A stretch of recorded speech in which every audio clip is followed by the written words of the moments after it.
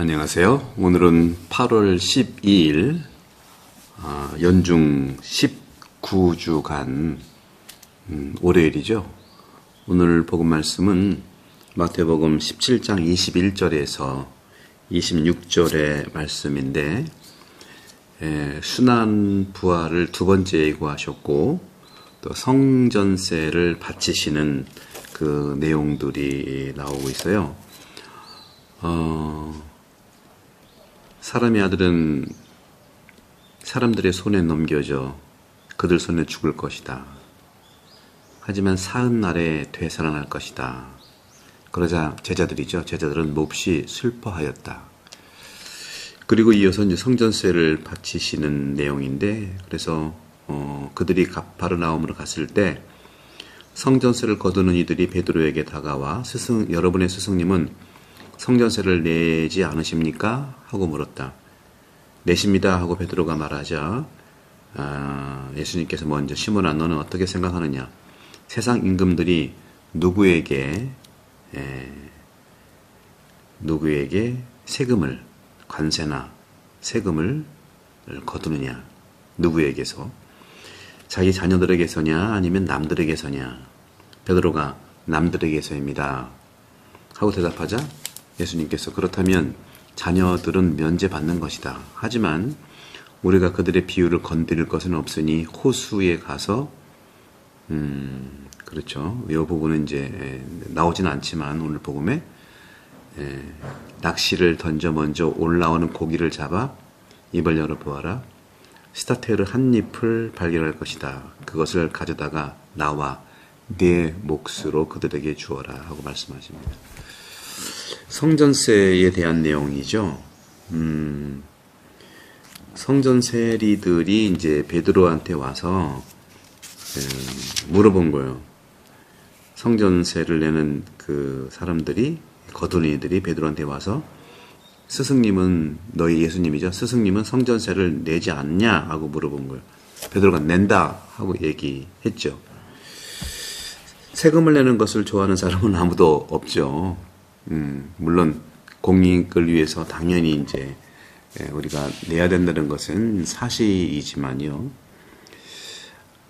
오히려 실제로 세금을 회피하는 사람들도 많죠.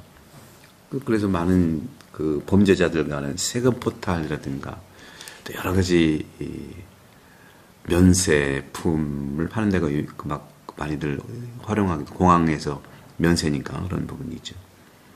하지만 세금 제도는 불가피하잖아요. 같이 공동체, 국가를 운영해야 되고 하니까. 우리는 사회에 살고 있으면서 서로에 대한 의무가 있는 것이죠. 어떤 공동체에 대한 소속감이 강하면 회사는 탄탄해지는 겁니다. 이웃사랑의 바탕을 둔 우리 그리스도교는 이러한 마음, 자세, 소위 감정을 든든하게 강화하는 것이죠. 결속력이죠. 세금을 내므로써 그 공동체가 든든해지는 것이죠. 또 어떤 점에서 우리는요, 무슨 모임만 가졌다면 무조건 회비부터 먼저 내잖아요. 우리 본당 단체가 여러 군데 있지만 회비라는 걸 또 거둬요.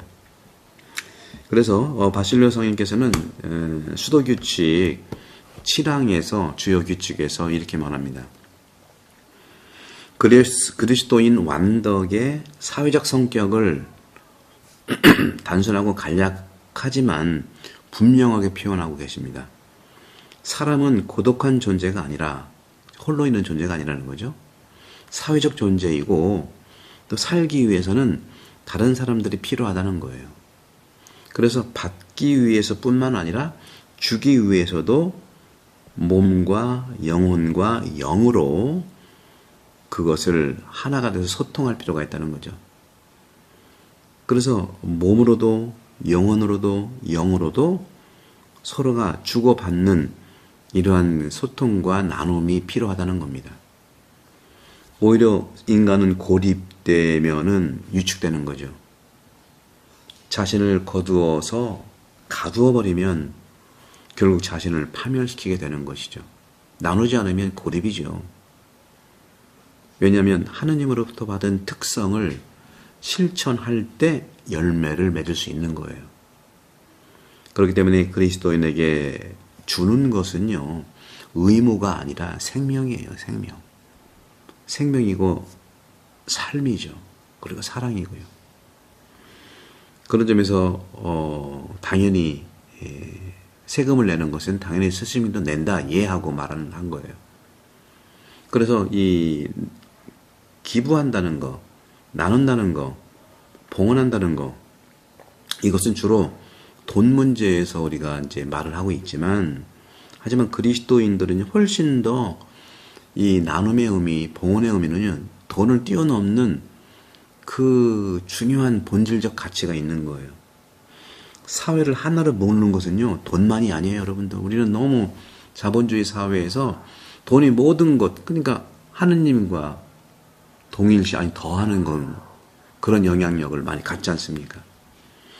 무엇보다도 그리스도에게 훨씬 더 중요한 사회를 하나로 묶고 공동체를 묶는 것은 무엇보다도 일관성과 그리고 선한 정신이에요. 양심이죠. 선한 정신. 평화로운 공동체 안에 살아가는 것이 어려움 속에서도 이겨내갈 수 있는 힘이 되잖아요. 서로 용기를 주고. 선한 정신이죠. 한국은 이렇게 선한 정신의 바탕으로 살아왔어요. 복음을 알지 못하는데도 복음과 똑같은 삶을 사신 거죠. 그래서 함께 살아갈 때 보호받고, 또 감사할 때 도움을 서로 주고받고, 또 분위기가 좋고 기쁨도 나누고 즐겁고, 그럴 때 다른 사람들을 격려할 줄 아는 사람들이 되는 거예요. 하지만 이러한 선한 정신과 선한 영향력은 갑자기 이루어지는 게 아니죠. 서서히 발전해야 되는 거예요. 갑자기 누군가 하나가 나타나가지고 막 하면 자괴감도 들 수 있고 그런 거죠. 그래서 모든 운동도 서서히 늘고 퇴보되고 하는 것처럼 선한 정신, 선한 영향력도 시간이 필요하고요. 훈련이 필요한 것이죠. 아니, 선한 정신은 천천히, 여러분들 그 밭을 가꿀 때, 정원을 가꿀 때 한 번에 금방 됩니까? 용역 줘가지고 돈 투자하면 막 사업을 하니까 그런데, 기본적으로 우리 본당에는 많은 분들이 텃밭도 이루고 농민들도 많으시고 또 화해 하시는 분들도 계시고 많이 느끼실 거예요. 한 번에 되는 게 아니라 일이 엄청 많아요. 그래서 이 농번기 때는 많은 분들이 일손 때문에 여러 가지 바쁜 상황이죠. 그래서 일상의 작은 몸짓들이, 작은 생각들이, 그 작은 친절함들이 성장하게 하고 가꿔지는 거예요. 저도 지금 5년째, 4년째, 지금 4년, 그러니까 1, 2, 3, 4, 4년 지나고 5년째 매일 보고 말씀을 쉬지 않고, 그러니까 어떻게 됩니까? 매일 365일이라면 300일만 잡아도 3호 1500, 거의 1800번을 강론을 제가 매일 하는 거예요. 그러다 보니까 저도 제 마음의 정원, 복음의 정원으로 이렇게 가꾸어지는 거예요. 매일 하다 보니까. 일상의 식사가 됐잖아요. 무엇이든지 매일 10년 하면 전문가가 됩니다. 요즘엔 3년만 해도 전문가예요. 제가 우리 본당 교우분들한테 3년만 말씀학교 하시고 2번만 제 교리 강의를 들어보시라. 여러분들은 인생이 하느님의 시선으로, 복음의 시선으로 행복할 거다. 말씀학교를 3년 동안 일단 복음서를 해보시고 교리 교육도 한번 해보시면 일이 잘 되고 안 되는 일이 되는 거, 그건 뭐 있을 수 있겠지만 안 된다 하더라도 힘이 난다는 걸, 결국은 잘 될 수밖에 없다는 거죠. 아름다운 정원을 가꾸는데 시간이 필요하다는 거죠. 아름다운 여러분 마음의 정원, 복음의 정원, 신앙의 정원을 꾸며보시지 않겠습니까? 그것처럼 좋은 공존을 하는데도요, 시간이 필요해요. 공동체도 하느님의 정원으로서 시간이 필요합니다. 지속적인 노력만이 다른 사람에 대한 좋은 성향을 만들고 유지할 수 있다는 것이죠. 이것은 자체로 이미 큰 선물이에요. 저도 감사하게 지금 거의 7,000명 구독자분들이 매일 말씀을 들으시고 제가 올리는 걸 많이 들으셔서 요즘엔 보통 한 1000명 이상씩은 매일 얼마나 은혜롭습니까? 정말 그 자체로 저는 굉장히 행복해요. 그리고 자체로 선물입니다. 여러분들이 저의 선물이에요. 사회적 동목은요, 매우 중요합니다. 특히 그리스도교인들은요, 종교 공동체에 살든 세상에 살든 동일하게 우리 모두는 그리스도의 빛을 발산하는 발광체들이에요. 그 발광체들을 한번 정원에 놔봐요. 얼마나 크리스마스 트리처럼 얼마나 아름답습니까? 그래서 나눈다고 하는 것은요, 우리가 살아가면서 나와 당신을 위해서 나누는 거예요. 나만도 아니고 당신만도 아니에요. 나와 당신을 위해서 나눠 갖는 것이죠. 세금을 내는 것도 마찬가지예요. 성 요한 크리스토토모, 요한 금구 성인께서는요, 이미 노동이 가장 강력한 결합의 끈이라고 말씀하셨어요. 노동이 가장 강력한 결합의 끈이다. 우리 사회에서 또 전문인들, 목수, 장인이라든가 대목, 소목, 장인이라든가 어떤 전문적인 그런 장인들이 있잖아요. 그리고 교사들이라든가 또 정치인들, 또 종교인도 마찬가지예요. 이분들은 다른 사람들을 위해서 일하는 분들이잖아요. 그렇잖아요. 그런데 그 다른 사람들을 위해서 일을 한다면 그것이 바로 자신을 헌신하는 거예요. 그렇지 않다면 왜 자신을 헌신하겠습니까? 헌신. 모든 활동에서 공동선에 대한 이 헌신은요, 하나 되는 원동력이에요. 우리도 본당에도 말만 많이 하고 봉사하지 않으면 사람들은 분열될 수밖에 없어요. 하지만 말없이 꾸준히 할 수 있는 일들을 봉사하는 분들 굉장히 존경받습니다. 말이라는 것이요, 이게 공치사가 되거든요.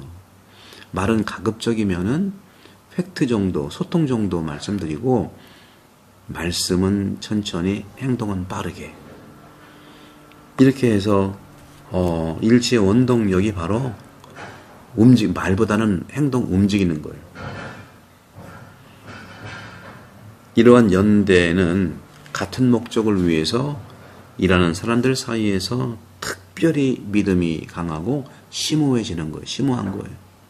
왜냐하면 그들은 서로 돕고 보완하기 때문에 심오하죠. 동지의식을 느끼는 거예요. 그래서 예수님이 우리를 친구라고 부른다고 그랬잖아요.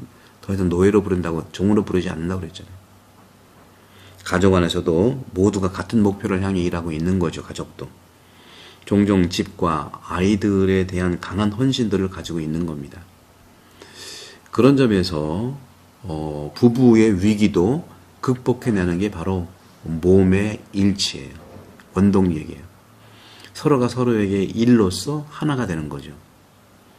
이러한 협동심, 연대감은 이것을 가족에게 전달하는 것이 필요한데, 그렇게 전달한다면 아이들도 영향력을 받는 거예요. 당연히 영향력 받잖아요. 소위 영적 감염이 되는 겁니다. 그래서 즐겁게 가족 생활, 공동체 생활을 하고 거기에 참여할 수 있는 거죠. 동일한 감정이 사회 모든 구성원들에게 활력을 불어넣어야 합니다. 권력을 가진 사람들이 정직하지 않으면 안 돼요. 남을 위해서 일한다는 사람, 장인, 교사, 정치인, 종교인, 가장 밑바탕이 거짓말하면 안 되는 거예요. 가시적이면 안 되는 거예요. 진실이 드러나는 것이죠. 이 사회에 정말 남을 위해 일한다는 사람, 정치인들, 국회의원들, 이런 공무원들, 이런 모든 분들 위해 기도를 해야 되는 것은 솔직하게, 진실되게, 사람들을 위해서 일할 수 있도록 하는 것이죠.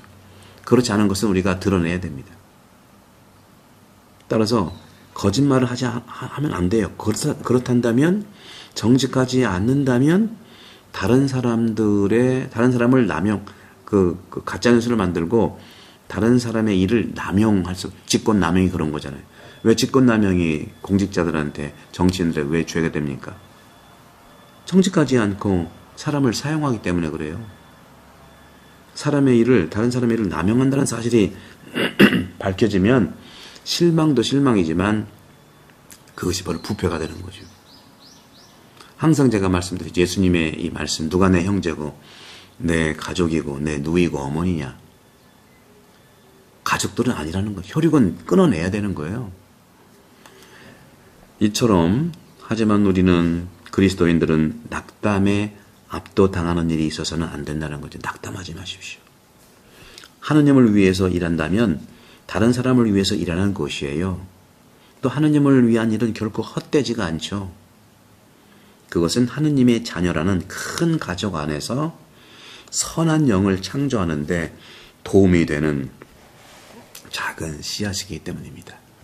구독, 선교 부탁드리고 이 책이야말로 공동선과 또 작은 일에 서로 나눌 수 있는 영혼 돌봄의 전문서라 많이 애용해 주시고 구독, 구입 부탁드립니다.